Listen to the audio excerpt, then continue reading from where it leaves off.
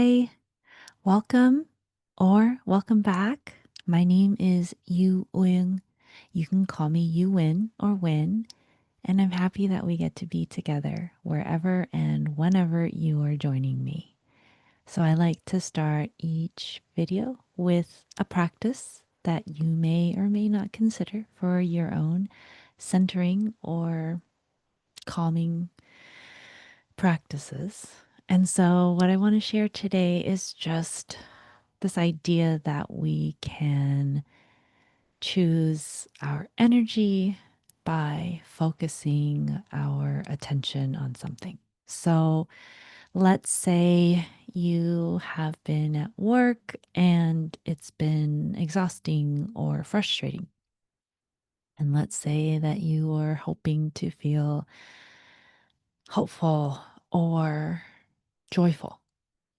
You might then think of the word joy, think of the word hope, and bring to mind anything that has helped you feel hopeful or joyful, that continues to help you, that you saw and you want to be hopeful about, or that you want to feel joy about. And so it's just this idea that we can find a way to shift our energy, our focus, so that we can embody a different energy. So you may, want to try this when you're just feeling neutral to see if you can shift in whatever direction you want to go. And then maybe as you exercise that muscle, then when things are a little bit more intense or chaotic, it might be easier then to find a way to acknowledge what you're feeling and then shift to a different energy or frequency. So, just for your consideration. And then, one of the things that I noticed that I had done in a workshop was, something like music um, can really shift energy for people. So, what I did in the exercise was I found different songs that had different themes and different lyrics, and they were also in different languages.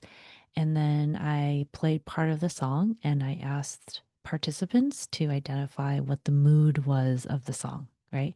And so generally, they were able to get whether it was something that was more positive and upbeat, or if it was heartbreaking or angry or sad, right? And so, much like that, I think by thinking thoughts, thinking of people, thinking of movies or books or videos or things that embody a certain quality, we may be able to shift our energy towards that.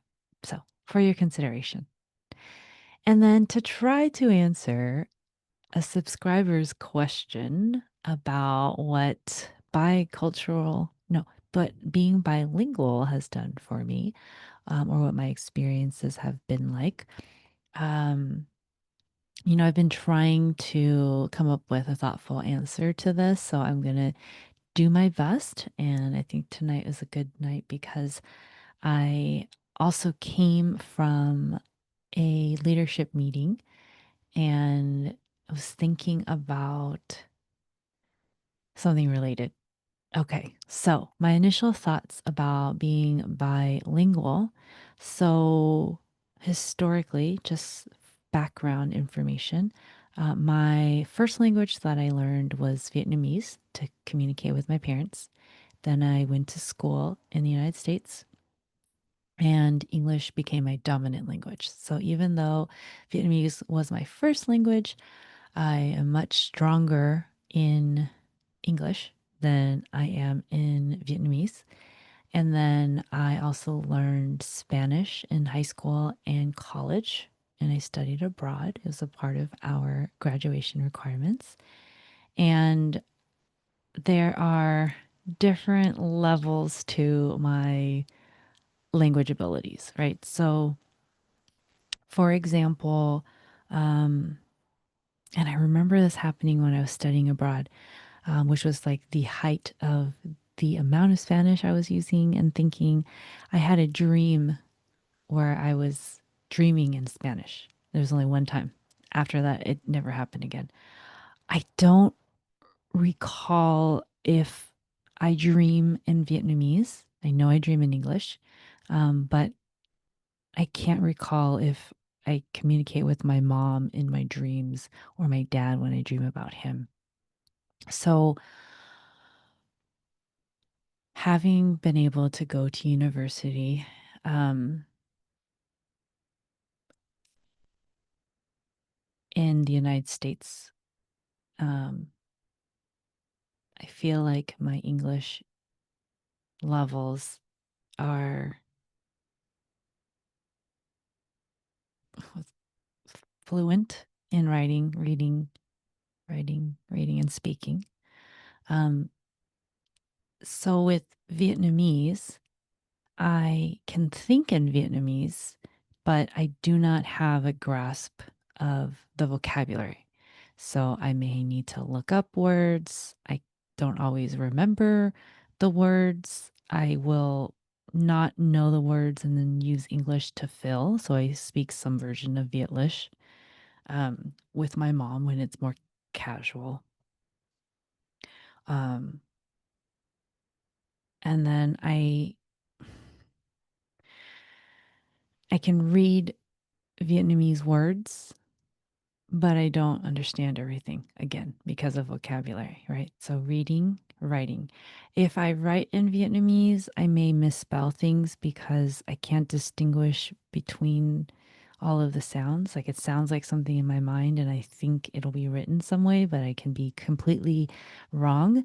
And then another thing is because my parents come from a region where Vietnamese is spoken more informally and there's different vocabulary and different ways of pronouncing things.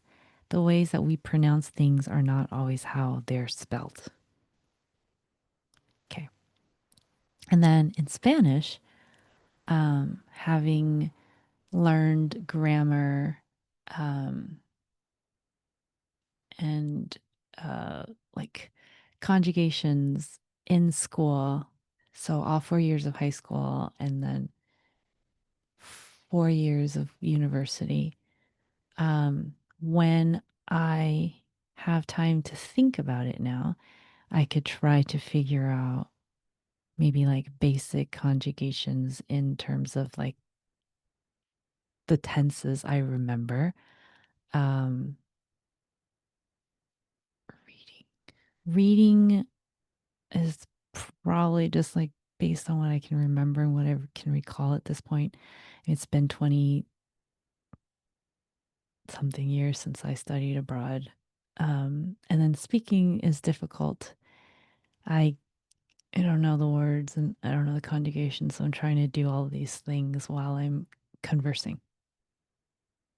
So that's just in terms of like fluency. Um, I will say, I was thinking about this yesterday. The thing about language is you can, learn how to, you can memorize words, you can memorize verbs, you can memorize conjugations, you can um, know how to spell things, read, write, speak. Um, you can try to pronounce things as best as you can. But I think language is more than just the ability to sort of know, you know, it's more than just the words, right? And I think about this because I think about people who translate or interpret language for other people. And you also have to understand culturally, like nuances, right? So, one of the examples that I wanted to share is that in Vietnamese, it's very important for you to know who you are in relationship to the person you're speaking with, right? So, it's very honorific in ways similar to, Chinese. Um, So if I'm speaking to someone who's older than me, right, there is a formality, there are certain words I that are important for me to use.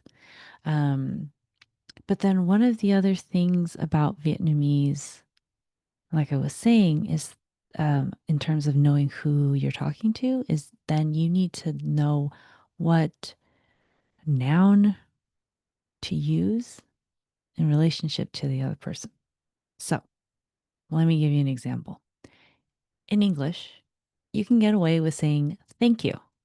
You can get away with saying you're welcome. You can get away with saying hi, hello. I do this every time I start my videos, right? Hi, welcome. In Vietnamese, you want to use a title or a noun or name when you're saying these things to each other. So it would be hi, friend. It would be hi, teacher. It would be hi, auntie. It would be hi, Michael, right? One of the like main things like that people learn in other languages, even if they're not bilingual or fluent in another language, is they may learn how to say thank you, right? So in Spanish, gracias. um, in Vietnamese, thank you is gam ung, right? But you can't just say gam ung. You have to say their name. You have to say a title. You have to say a relationship to them. Otherwise, it's kind of rude, especially if it's a more formal or if it's with somebody that you don't know, right? So you can't just say thanks. You can't just say hi. You have to be able to know like a title or at least a name. So you have to at least say thank you, friend. Thank you, visitor. Thank you, subscriber. Thank you, collective. Thank you, Elizabeth, right? And so if you knew the language, but you didn't understand culturally that that was important, right? I don't know if you're able to always express what you're trying to, because you may get caught in some of the dynamics that aren't being present if somebody feels like you're being disrespectful or and this there may be leniency based on if you don't appear to be Vietnamese or you don't appear to be of that culture. They might be like, oh, they're foreigners, so they don't quite know the language, so it's okay. But I think in order to be bilingual, you also have to understand the culture and the nuances, right? That aren't always taught. And I think part of this and what I'm coming to is that being bilingual is a way of sort of feeling that you are part of this group, that you belong to another group. So, in essence, you're a part of two groups. If you're trilingual, if you're polyglot, right? Um, so, the reason why I share that is that I also want to juxtapose it with this idea of being a global citizen. So the school that I attended, my university, the mission is to foster a steady stream of global citizens, right? So this is part of the reason why every student has to study a language and then has to study abroad and live abroad, right, for a semester. It's to expand our perspective and to experience life with others and something that's different from our own experiences. And I can understand why that would be and why it could be a part of a curriculum that wants to encourage students to consider themselves a part of the world. But I think being a global citizen is almost um, the intention is the opposite of being like fluent in a language, because where being fluent in a language means that you are part of this group, you understand the customs and traditions and nuances. I think being a global citizen is a mentality where you see each person's humanity and you see what you have in common, right? I think it's easy to sort of isolate yourself within a culture, within a language. You can use it to exclude other people who don't understand your language, to sort of keep them out of the know, which can be, a power play in some ways, whether it's subconscious or conscious. Um, but to be a global citizen, right? You are believing that and you have this mindset that you belong to the earth and humanity. And so that mindset requires the not the opposite of belonging, but the opposite of an in group, right? Um, you're trying to find commonalities. You're trying to connect with people, even across physical differences or linguistic differences or cultural differences, right? And so I think for myself, um, being bilingual has helped me kind of straddle these two cultures, these two worlds. Has given me access into um, a different culture, a different group. And then, in terms of access, even though uh, like in terms of speaking Spanish and access to people who speak Spanish, not having as many of those cultural cues or like having some of them, right? And I think that was the beauty of studying abroad was learning the culture. I was living with a host family. I was going to school and taking classes with people, and so there was a level of access, even if I felt like I wasn't quite fully in it. But then, as someone who is ethnically Vietnamese growing up in the US, I don't think I ever felt fully American. And when I went to Vietnam, I wasn't accepted as fully Vietnamese either. So it's actually this very interesting straddling. Um, I think when maybe there's bicultural, bilingual, trilingual, tricultural. So I'm still like sitting with this. I don't know. I didn't really look up research on what it means to be bilingual. I don't know how it impacts people. Um, I don't know what they have found, but I would say that, from my experience,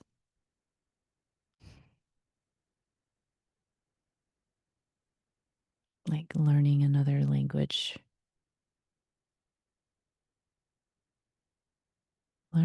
language is a lot. And there's a reason why people speak different languages and how it connects people. And then one of the interesting things too, and maybe this is, as a foreigner, but um, sometimes having that shared language or common language. So this can be, a different language altogether, or it can be like jargon, it can be like lingo within a certain subgroup. Um, Something about common language that kind of opens people up to you.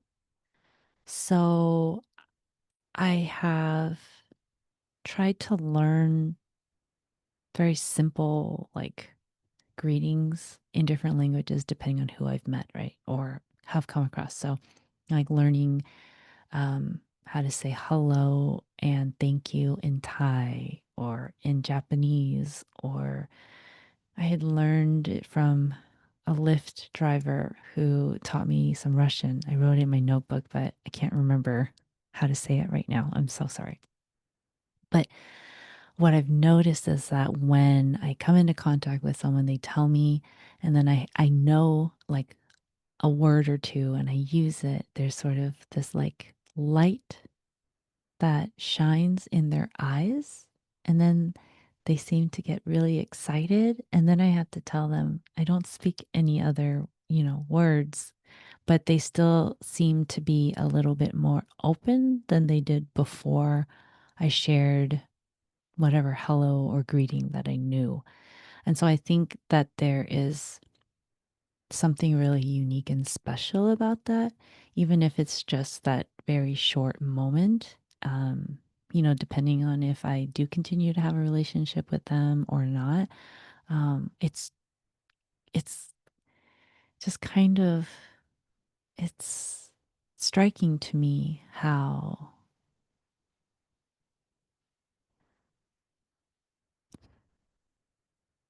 they open up even with, a word. So I really think that common language can open doors, it can open hearts. And so I'm curious, if you speak another language, if you consider yourself bilingual or trilingual or a polyglot, what are some of the experiences that you've had?